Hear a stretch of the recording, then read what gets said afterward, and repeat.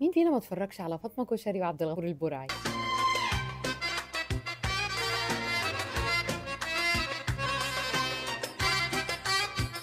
كلنا اتفرجنا عليه واحنا صغيرين، ولما كبرنا قلنا يا ترى هو في رجاله فعلا كده؟ هو كائن عبد الغفور البرعي ده لسه موجود في الحياه ولا ده بس فانتازيا مسلسلات؟ بس بجد بقى، في حاجة عايز أعرفها.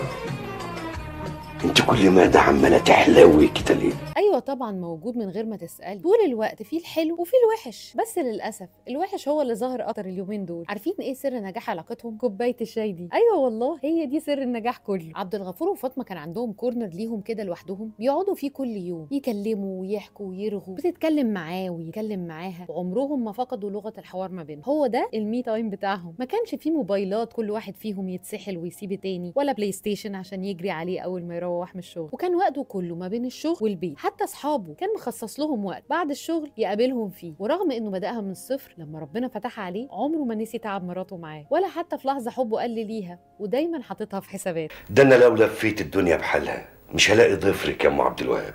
علشان الأنانية كافية إنها تدمر أي علاقة ناجحة. أما يبدأ طرف إنه يفكر في نفسه ويلغي خالص وجود الطرف التاني في حياته. المشاركة في الحياة بتعمل بوند ما بينكم وتخلي أي مشكلة تحل حتى قبل ما تحصل. حافظي على وقتكم سوا وعلى كوباية الشاي بتاعتك. خلصي العتاب أول بأول، اوعي تراكمي حاجة، وهقولها لك تاني، لازم يكون في ما بينكم نقطة تواصل تقفوا عندها في أي مشكلة علشان ما تكبر. قولي لي بقى، بتشربوا الشاي سادة ولا بلبن؟